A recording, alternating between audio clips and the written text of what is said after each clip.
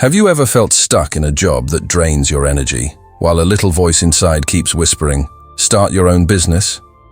But then another, louder voice warns, "What if you fail?" Today's story is for anyone caught in that exact struggle, that moment when your dreams collide with your deepest fears. It's the story of Liam, a hard-working man who stood at the crossroads of safety and passion and discovered one of life's greatest lessons. In a small, bustling town lived a 30-year-old man named Liam. By day, he was a salesperson, constantly running to meet clients, always chasing targets. But when the sun went down, he transformed into a corn dog seller at the lively local food market. His hands never rested, and his mind never stopped. He pushed himself to the limit, all to provide for his wife and 2 young children. Deep down, Liam held a dream close to his heart: to grow his little food stall, to add exciting new items to the menu, and one day, to run his very own restaurant. But between his demanding job and his beloved family, he had no time left. His body was exhausted, and his vibrant spirit was slowly fading away. Every morning, as he put on his tie and headed out the door, the same thought haunted him. What if I just quit my job and focus completely on my business? But then, fear would always answer back. What if it's not enough to support my family? What if I fail? This internal battle grew stronger and more relentless with each passing day. One Sunday, desperate for a moment of clarity, Liam decided to visit his elderly parents in the peaceful countryside. He needed to breathe, to think, to find some quiet. After a heartwarming meal and easy laughter with his family, he took a walk through the familiar village lanes. Along the path, he met Mr. Robert, a local farmer with a warm, weathered smile. Liam remembered him from his childhood. Mr. Robert had also worked in an office once, but now he ran a successful and thriving farm. Liam approached him politely. "Excuse me, Mr. Robert. Do you have a moment?" Mr. Robert, who was busy collecting fresh eggs, turned and smiled. "Of course, Liam. You look troubled.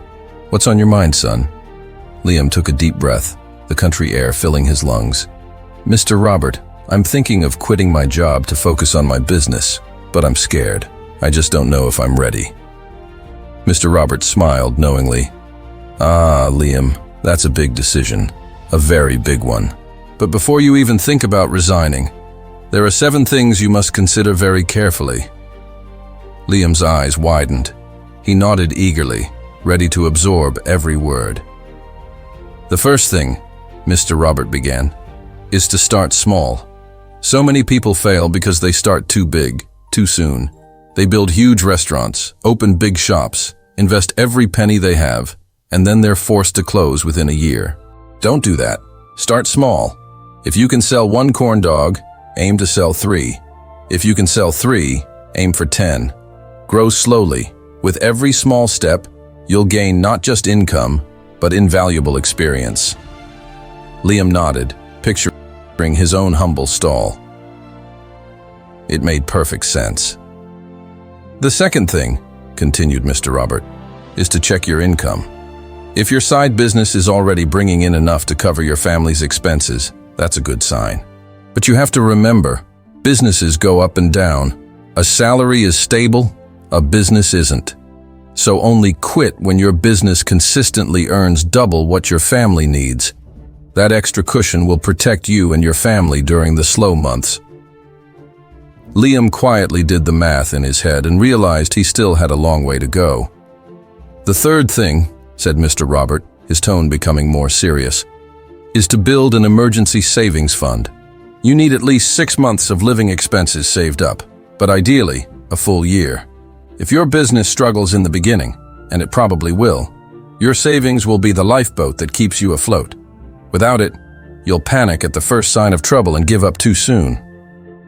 Liam nodded seriously, a little ashamed at how little he had managed to save. "The fourth," Mr. Robert continued, "is to learn how to actually manage a business. It's not just about cooking good food, Liam. You need to learn about marketing, pricing, timing, customer service, everything. Don't just work hard. You have to work smart. Learn from others, watch videos, read books, and learn from your own experience every single day. Liam smiled shyly. He realized how much he still had to learn beyond just making the best corn dogs in town. "The fifth thing," said Mr. Robert firmly, looking Liam straight in the eye, "is determination. Running a business isn't a fairy tale, it's a test of your character. There will be days when no customers come, days when your equipment breaks, days when you feel completely defeated and want to quit. You must promise yourself, right now, that you will keep going no matter what."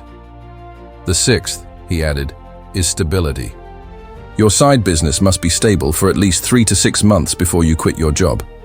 If your income from the stall stays steady or grows consistently over that period, it means your business can survive on its own. Don't make the jump before you reach that milestone." "And finally," Mr. Robert said, his voice softening, "understand the risks. Don't be afraid of them, but understand them. Study your market. Know your competition. What makes you unique? When you truly understand your risks, you can create strategies to overcome them.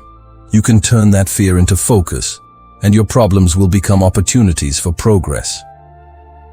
When he finished, he looked at Liam and smiled warmly. "So, after all that, are you ready to resign?" Liam was silent for a long moment. The evening breeze brushed against his face, clearing his mind. Then a calm, confident smile spread across his face. "Not yet, Mr. Robert," he said. "But now, for the first time, I know exactly what I need to do before I take that step." Mr. Robert nodded proudly. "Good. That's the right answer." That night, as Liam walked home under a blanket of glimmering stars, his heart felt calm. The frantic rushing in his chest was gone. He understood now that success isn't about quitting your job in a blaze of glory. It's about preparing wisely and patiently. He knew that dreams don't fail because they're impossible. They often fail because we don't build a proper foundation for them. So if you have a dream of starting your own business, remember Liam's story. Don't let fear hold you back, but don't jump without building your wings first. Prepare, save, learn, and grow, one small step at a time. Because real, lasting success doesn't come to those who rush. It comes to those who are ready. And when you are truly ready, nothing and no one can stop you. Thank you so much for watching. If this story resonated with you, please give it a thumbs up and subscribe for more content to help you on your journey. We'll see you in the next video.